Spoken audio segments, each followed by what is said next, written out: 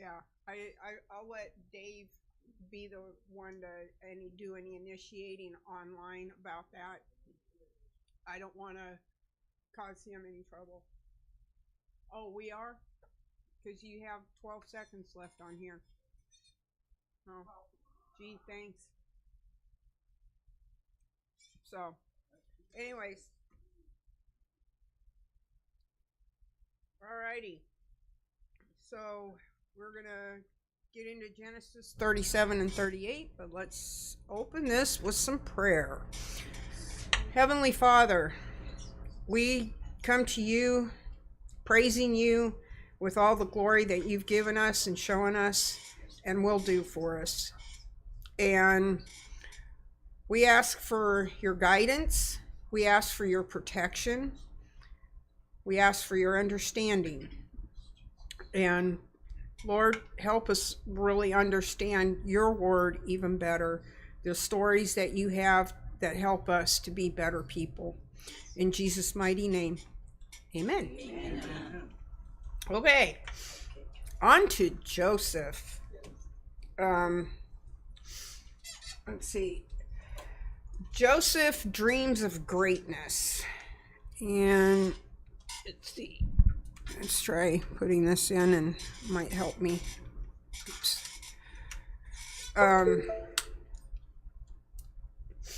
So now Jacob dwelt in the land where his father was a stranger, in the land of Canaan. And this is the history of Jacob. Joseph, being 17 years old, was feeding the flock with his brothers, and the lad was with the sons of Bilhah, the sons of Zilpah, his father's wives, and Joseph brought back a bad report of them to his father. Now, this seems to hint a little bit that Joseph is being daddy's little tattletale. It states that he was with the maidservant's sons, which those are Dan, Naphtali, which are Bilhah's children, and Gad and Asher, which are Zilpah's children. Now, Israel loved Joseph more than all his children because he was the son of his old age. Also, he made him a tunic of many colors.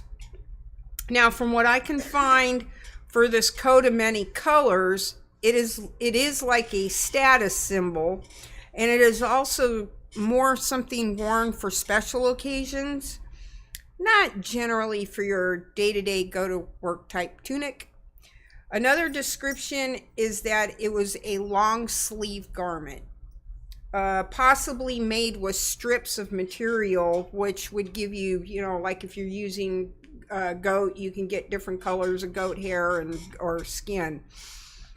So whichever is the real description and or meaning, bottom line is Jacob is showing a higher affection for Joseph, who not only is a child of his older age, Joseph was also from his favorite wife. And nothing up like stirring up the old green-eye monster, jealous and envy. So, but when his brothers saw that their father loved him more than all his brothers, they hated him and could not speak peaceably to him. Sounds like good old family. I was just going to say that runs in families. Yeah. Mom likes you best. So, the tattletale, Joseph, has made his brothers pretty upset. And from Joseph bringing bad reports to his fathers, add to that fact that Jacob has fueled the fire too by showing his affection with special things to Joseph. Now, Joseph had a dream, and he told it to his brothers, and they hated him even more. So he said to them, "Please hear this dream, which I have dreamed." Okay, so if all the special treatment isn't enough, now let's just add some fuel to the fire. So Joseph goes on to say, there we were binding sheaves in the field. Then behold, my sheaf arose and also stood upright. And indeed, your sheaves stood all around and bowed down to my sheaf. Neener, neener, neener. And his brothers said to him, shall you indeed reign over us? Or shall you indeed have dominion over us? So they hated him even more for his dreams and for his words. Oops. So, okay, so is Joseph that dense that he can't pick up on his brother's disdain for him? Or is he thinking that he's got such, with daddy, I'm daddy's little boy, daddy's going to protect me, So then he dreamed still another dream, and he told it to his brothers and said, look, I have dreamed another dream. And this time the sun, the moon, and 11 stars bowed down to me. Yeah, let's throw some more gas on that fire. So he told it to his father and his brothers, and his father rebuked him and said to him, what is this dream that you have dreamed? Shall your mother and I and your brothers indeed come to bow down to the earth before you? And his brothers envied him, but his father kept the matter in mind. Okay, hold on here. Joseph's mother passed on, and figured that we figure Joseph was probably around 10 years old, give or take, when Rachel died after giving birth to Benjamin. So the sun being bright and alive and the moon only a reflection of the sun, but still the dream has Joseph being lifted up in higher significance, and it's probably figured that it's not Rachel that they're speaking of, it's probably Leah. And then there's another thought, that the sun and the moon represent the times for the plenty and the famine that was going to come, which Jacob's whole family ends up in Egypt over. And another thought, as nowhere does it state that in the what we're going to future read here, nowhere does it state that Jacob bows down to Joseph. Even as we get towards the end, nowhere will we find it. So that you can research for yourself as to what the actual, maybe there's mostly midrash, because it doesn't flat out say, but it does say that it does give the indication that Joseph is going to get elevated and be higher than those around him, which, if we've, spoiler alert, if anybody hadn't read Joseph, he ends up saving the family.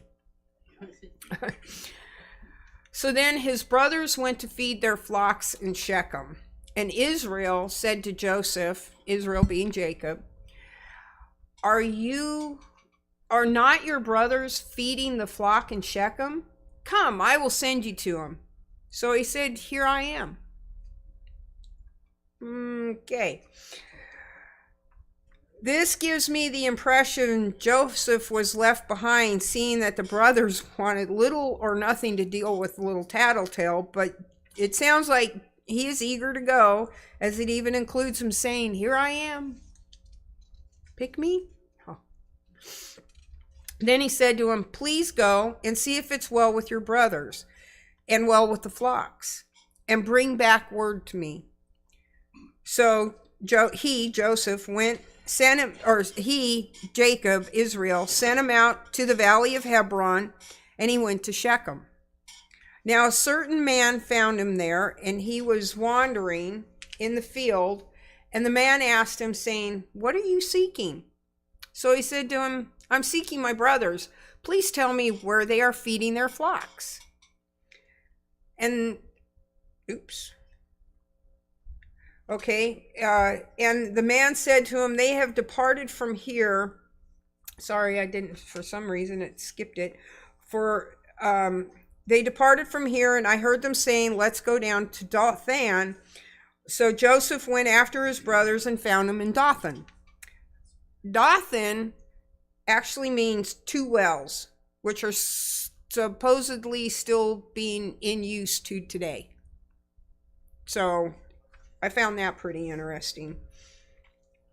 Now, when they, the brothers, saw him far off, even before he came near them, they conspired to kill him. And they said to one another, look, this is the dreamer coming. We can actually see that the hate's pretty strong. I mean, they've got a lot of resentment. Come therefore, let us now kill him and cast him into some pit. And we shall say, some wild beast has devoured him. We shall see what will become of his dreams. Since the beginning of time, one brother gets favorable view from the father, and we see some envy and jealousy arise. Cain and Abel, they brought sacrifice or offerings, and Abel's was liked, Cain's wasn't. And God even says, if you do this, won't I lift my countenance up to you? Well, that wasn't good enough. Let's kill him off. But Reuben heard it, and he delivered him out of their hands and said, let us not kill him. And Reuben said to them, shed no blood, but cast him out into this pit, which is in the wilderness, and do not lay a hand on him, that he, Reuben, might deliver him out of their hands and bring him back to his father. Okay, so is Reuben going to try to make up for what he did to Bilhah and bring back his father's favorite pet, the tattletale, because he knows that Joseph would tell Israel what happened, thus undermining the other brothers? Remember, he raped. He slept with her, and that was pretty much a disgrace to his father, taking the concubine wife property before his father's even passed away. That's kind of like the prodigal son. So it came to pass when Joseph had come to his brothers that they stripped Joseph of his tunic, and the tunic of many colors that was on him. They took him and cast him into a pit, and the pit was empty. There was no water in it. Okay. The pit refers to a cistern. These were dug where wells could not be dug.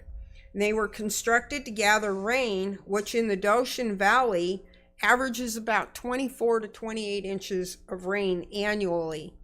Thus, if 20% of the rain from a half acre, 1 hectare, could be caught and stored, it could water about 5,000 sheep for a year. So one can only imagine that the bottom of the cistern could have also been a quagmire of sediment, mud, and the Dothan area is also limestone. So the cistern, to maintain water, would have to be plastered to stop the leaching of water into the ground, so that it would need to be maintained. And to boot, the Bible's talking about they stripped Joseph of his special coat that their father made for him, which we can see from previous passages. Joseph wore it or was wearing it, and almost always comes across to me like he did it to show his father's favoritism. That's my personal, just, when you get some kid that's constantly flaunting stuff, it's like, look what I got, look what I got. Keep showing it off. Yeah, me. How nice. So they sit down and eat a meal. Then they lifted up their eyes and looked, and here was a company of Ishmaelites coming from Gilead with their camels bearing spices, balm, and myrrh on their way to carrying them down to Egypt. So all is good. Let's sit down to eat. Since the obnoxious little brother isn't there to bother them, or will be able to tattletale to tell daddy what they're doing. So now Judah said to his brother, "What profit is there if we kill our brother and conceal his blood? Come, let us sell him to the Ishmaelites, and let not our hand be upon him, for he is our brother and our flesh." And the brothers listened. Okay, so Reuben stops the initial bloodshed in the first place, but from what I can gather, for personal reasons, it's for personal. But here, Judah uses the word betzah, which is the word prophet that's being used is the Hebrew word betzah, which yes is a word for prophet, but with the definition of gain made by violence. So Judah's having some second thoughts. He's having some second thoughts. Then the Midianite traders passed by. So the brothers pulled Joseph up and lifted him up out of the pit and sold him to the Ishmaelites for 20 shekels of silver, and they took Joseph to Egypt. Now, I wonder what they said to. I have to wonder what they said to the travelers about Joseph, and that those travelers went ahead and took Joseph to Egypt to sell as a slave. Wouldn't you think Joseph would have been telling them that he was the son of Israel, or did they even care? But we can also note that he was stripped of his tunic, which gave him, so they had no idea. Plus, he was down in that cistern, which was probably a quagmire, so he was probably pretty dirty. So either way, and the other thing about the Midianites and the Ishmaelites, they when Abraham had with Keturah had Midian, who is the father of the Midianites, and the Ishmaelites, they were all sent off. They were sent off when Isaac started becoming of age, because they didn't have any inheritance in what was being given from they were given gifts, and then y'all move off now. Yeah, I'm your dad, but here's some gifts. I'll see you later. So there may be no love lost about, oh yeah, I'll sell this half brother, half cousin, whatever. We don't know. Then now Reuben returns to the pit, and indeed Joseph was not in the pit. And he returned to his brothers and said, "The lad is no more, and where shall I go?" Okay, Reuben apparently was making his plans to return Joseph to his father, but he wasn't hanging around the brothers. We can tell that because he goes to the pit and then goes to the brothers and says, "He's not there." Reuben was the oldest, correct? Yes, Reuben's the firstborn. So I think in that lineage, he was actually the one who's responsible for all of the brothers. Yeah, at first, yeah, he's the kind of the head charge, and at the same token, he's got a lot of bloodshed on his hands from when him and Levi had Shechem and his dad and the whole city of Shechem do circumcision. Then 3 days later, they came back, killed all the men, took the women, and that's when they had to leave, and that probably could have led to why Rebecca had so much problems, because in the process of leaving Shechem to go towards Ephrath and Jerusalem and Bethlehem, that's when she goes into labor and has a hard labor and dies. So you can just kind of imagine blame game, you know, like I keep saying when we're reading this, Peyton Place had nothing on this story. So Reuben plans get thwarted, and before he runs to the brothers, he really doesn't know, is Joseph dead? Is he alive? What did he escape? Think about that. Had he, let's say Joseph figured out a way to escape. Now what's Reuben going to think? Oh, my brothers, oh my gosh, he's going to go tell, because he says here, where shall I go? Because he knows he can't go to his father if Joseph's run there. So you can imagine the mental games he's playing on himself here. But which way it went, that's up to us to kind of, yeah, we'll find out when that time comes. So they took Joseph's tunic, killed a kid of the goats, and dipped the tunic in the blood. Then they sent the tunic of many colors, and they brought it to their father and said, "We have found this. Do you know whether it is your son's tunic or not?" Really? Seriously? Joseph only sported this tunic to the point that the brothers could tell it was him from a far ways off, and kind of flaunted in their faces that he was daddy's favorite. And what a sucker punch that was to Israel. They knew full well that it was Joseph's Joseph's coat. But to sit there and now, well, Dad, here's how much you've hurt us. Here's your son's tunic. Is it his? Let's play stupid. Yeah. Well, that's just exactly what they were doing, pretending they didn't know anything. Mm-hmm. They were shocked. Oh, is this?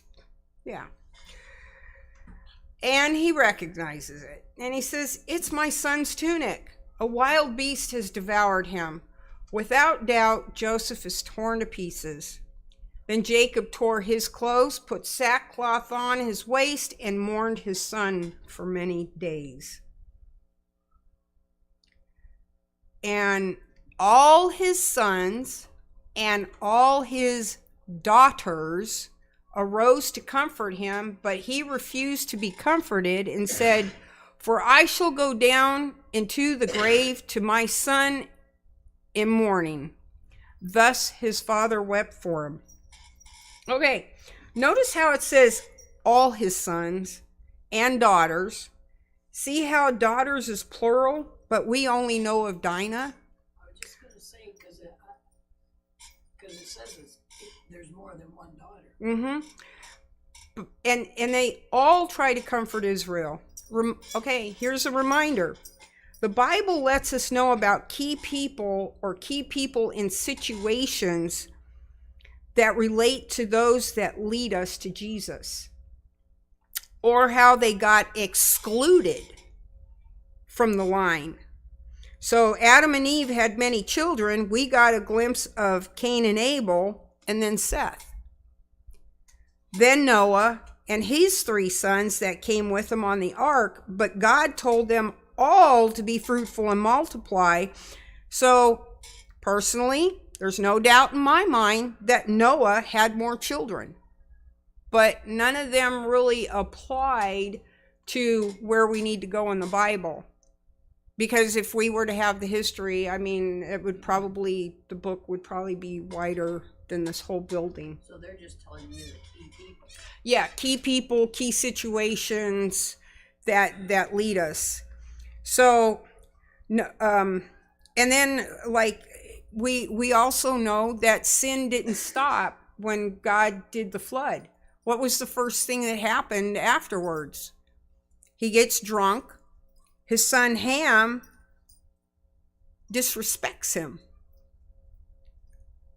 going telling his brothers about his father's nakedness.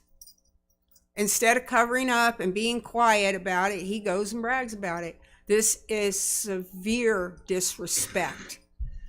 And thus, his youngest son, because Ham was the youngest son, his youngest son got cursed.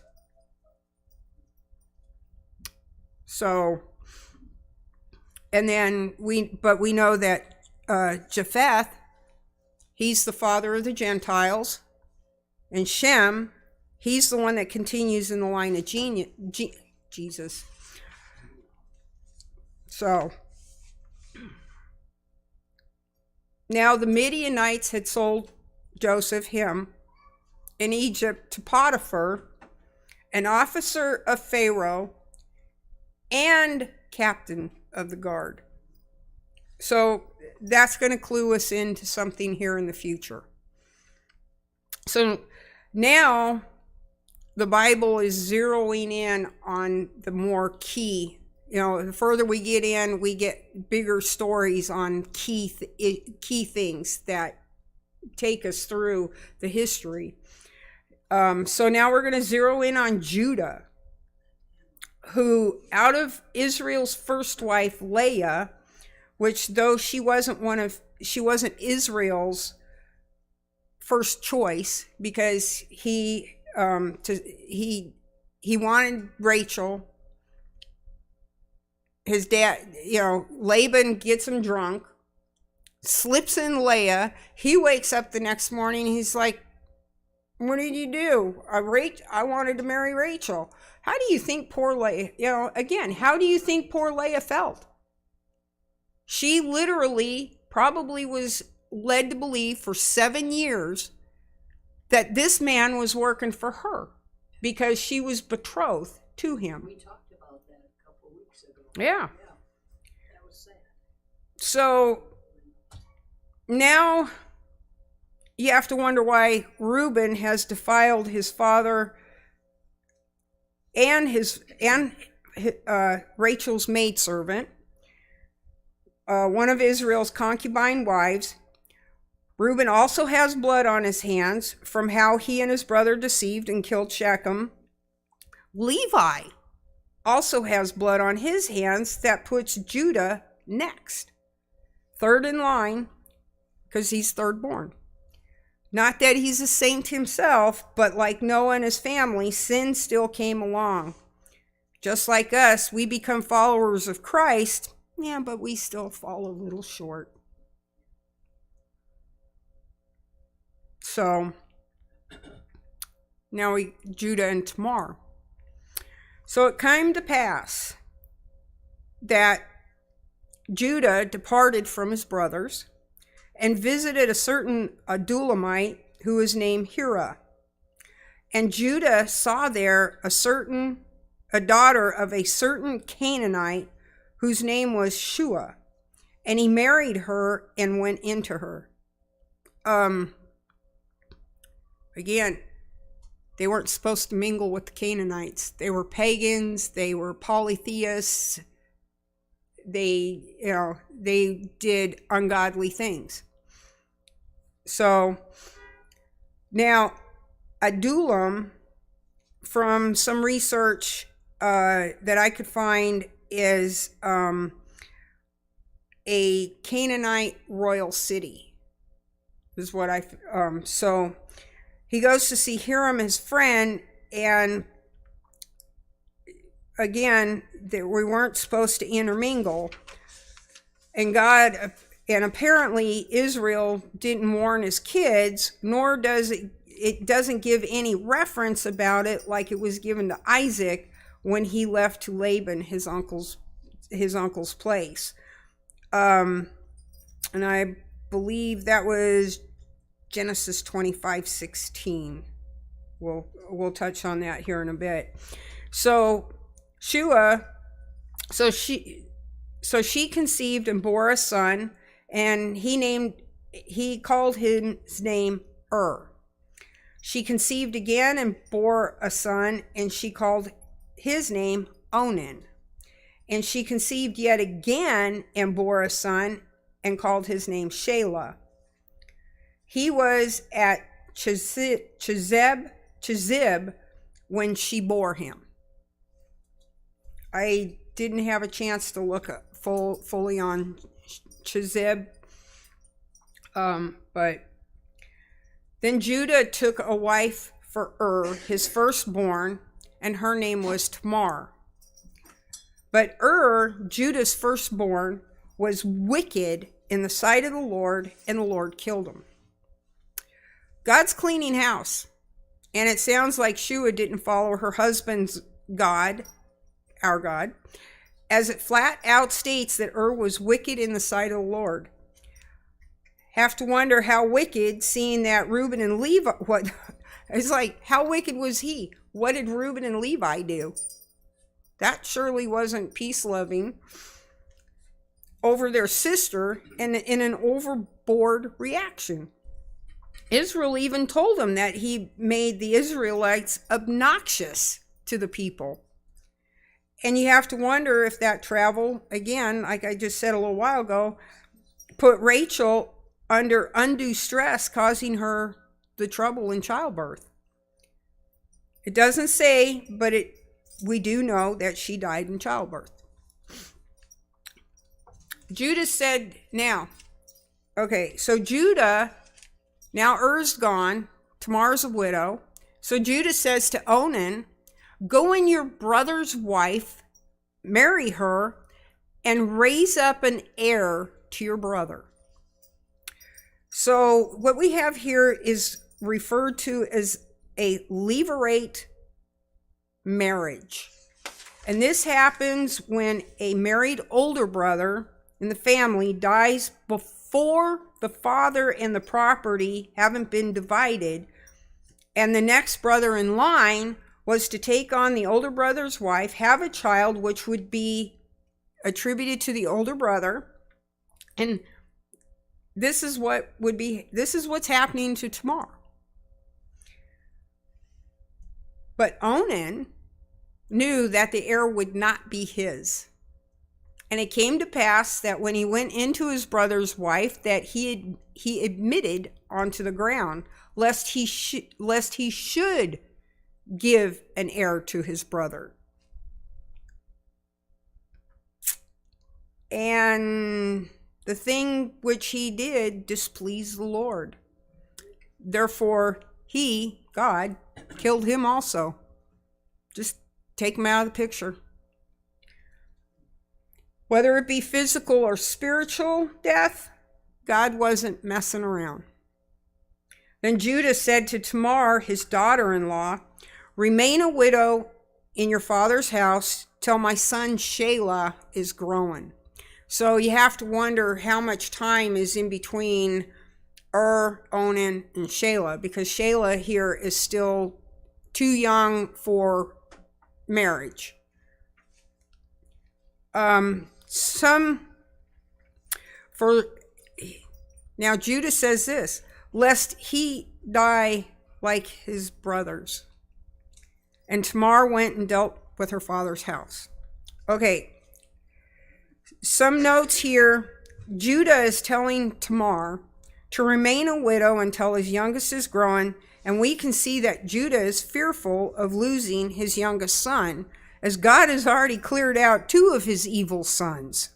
So now he sends her off to her father's, which technically, back then, there was a dowry paid, which should have covered for her, and for her to remain in his home. But he sends her off to her father, who technically doesn't have to do it, but Judah betroths her to his youngest. But he leaves her a widow without children and without legal, economic, or any social status. So we can see Judah still regulates her, and the dowry which he got was supposed to cover such things. Her father didn't have to. So Onan is refusing to step up to give his older dead brother an heir. One thing I can see is that he wanted a bigger share from what was his brother's, and he would have gotten. Generally, if the oldest one died, instead of the next one now being treated as the oldest, the next one would, I think it was, he would get a double portion, but the rest of it would be divided amongst the other kids. So by Onan, if Onan would have given the heir for his older brother, that heir would have gotten Er's inheritance. So he's trying to keep that out. So now, in the process of time, the daughter of Shua, Judah's wife, died, and Judah was comforted and went up to the sheep shearers in Timnah, he and his friend Hira the Adulamite. And it was told to Tamar, saying, "Look, your father-in-law is going up to Timnah to shear his sheep." So she took off her widow's garment, covered herself with a veil, wrapped herself, and sat in an open place which was on the way to Timnah, for she saw that Shelah was growing, and she was not given to him as a wife. So that's keeping her in a state of nothing. She has no status. She can't go and marry somebody else because the father, Judah, father-in-law, betrothed her, and he's not filling his into the bargain. So so he's been caught deceiving her.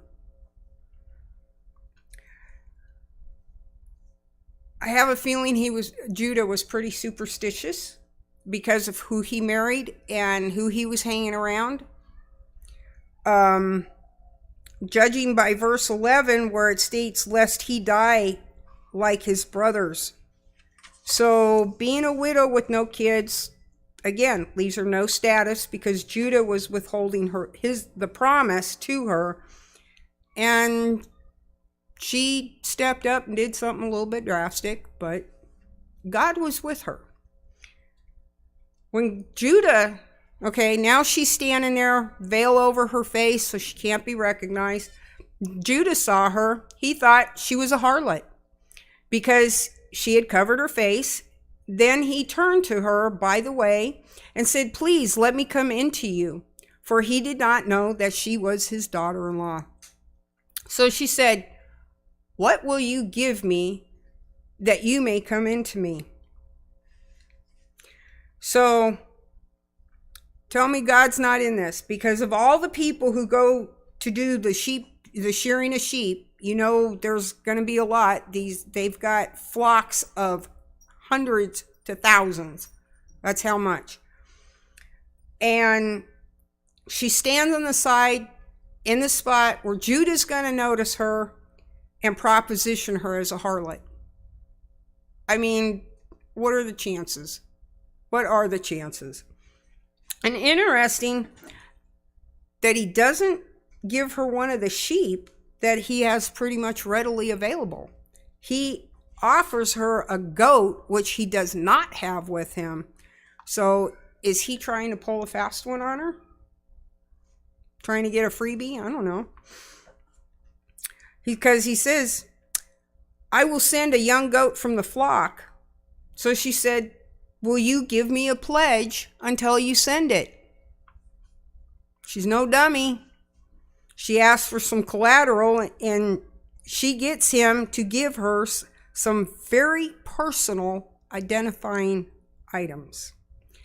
He said, "What pledge shall I give you?" She says, "Your signet and cord and your staff that is in your hand."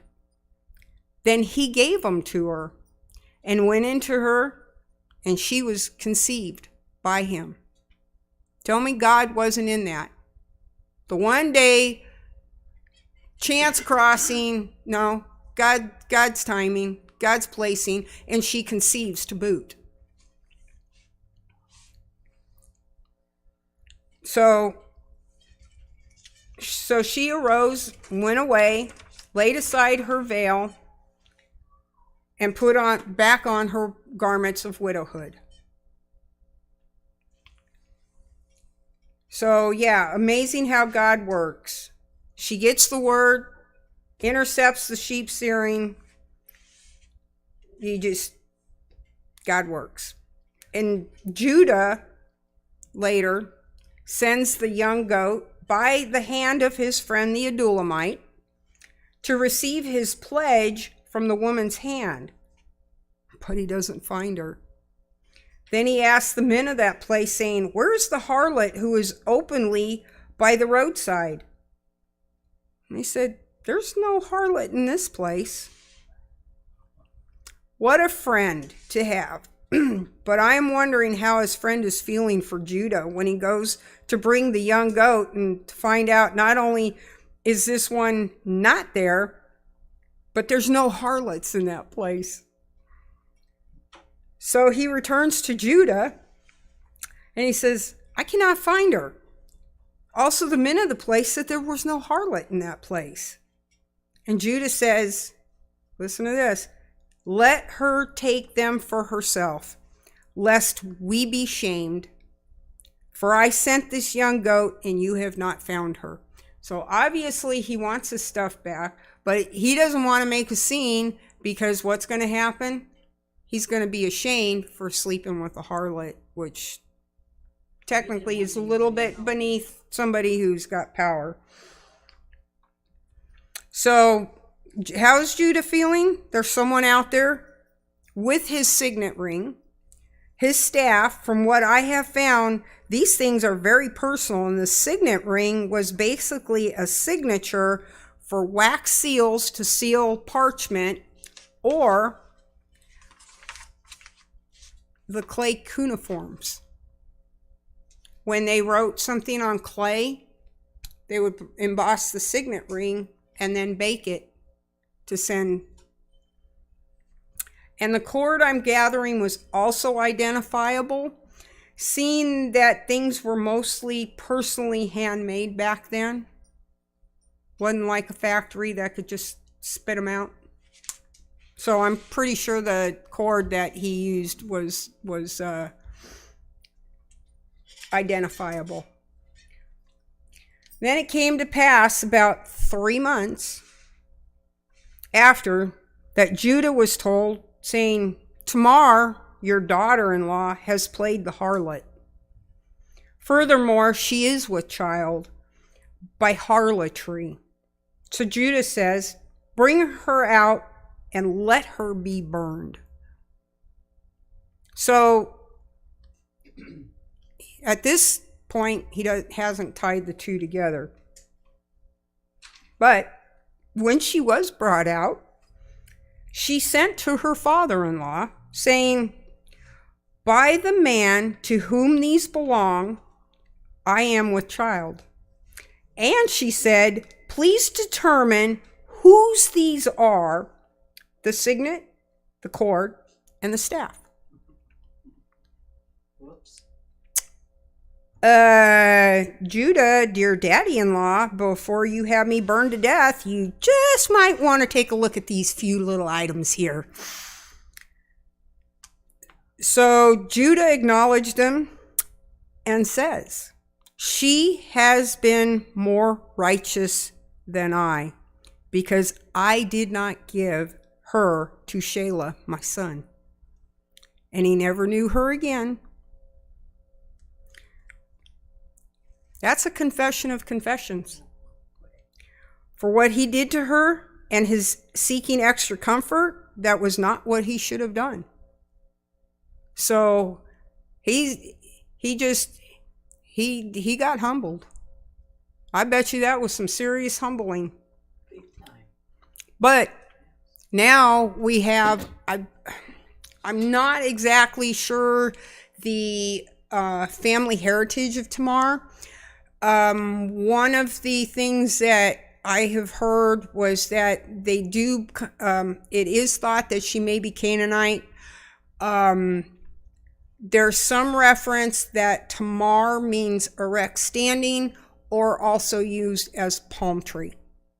And that would have been the language of then. So who and exactly what, they don't exactly say, but he was in Adullam when he saw Shua's daughter. So, or Shua, who he married, but I'm sure he went back to the same area to get Tamar. Okay, sorry, there's a signet ring. So Judah acknowledges them and never knew her again. Now it came to pass at the time for giving birth that, behold, twins were in her womb. And so it was, when she was giving birth, the one put out his hand, the midwife took a scarlet thread and bound it on his hand, saying, this one came out first. And then it happened, as he drew back his hand, that his brother came out unexpectedly and said, how did you break through? This breach be upon you. Therefore his name was called Perez. Now, here's another struggle of twins. Last one was Esau and Jacob. Perez actually means breach. Sarah means scarlet or brightness, as he stuck out his hand first, so he was trying to be first, or what happened is not detailed, at like when Jacob and Esau were born, where he was grabbing on the hip.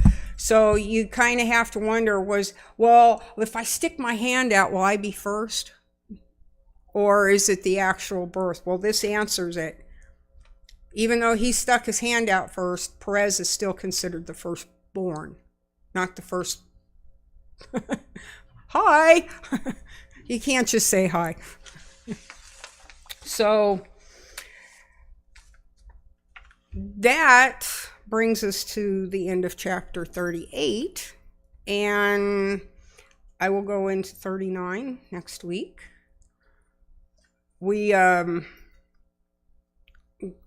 There's one thing to kind of note. We're going to start watching some things like Joseph was thrown into a cistern. Doesn't say how long, but we do know it was for a little period of time. But who else was thrown in the ground and brought out? This one was thrown into the ground, brought out, and sold. The other one was sold and put into the ground. Came out. Kind of close stories. And due to inflation, it went from 20 shekels to 30 shekels. So, but you can kind of start seeing some lining up. So, we're gonna go 39 and 40. 39's kind of short. More than likely. More. Yeah, it depends on what I can dig up. Let's see how many rabbit holes I can go down. Oh, there you go. I try not to go too deep. I try not to go too deep in the rabbit holes. I need that in writing. Just you wait. All righty. Thank you, God. You, in your stories that you give us in your great word, you show us all the emotions that we go through today, where we get jealousy, envy, things that maybe there's reasons why that we don't understand, just like with these, and decisions which can affect us and our children in the future by what we do. Lord, let us take these words and let them sink in our hearts to know that you're trying to tell us how to be for you, with you, that we can be your children. And Cover all the people who are here tonight, those who watch, that health is with them, healing's with them, and God's protection, your shield, your comfort. Thank you, Lord. In Jesus' mighty, wonderful, powerful name. Amen. Amen. Thank you. You're gonna fall off the edge.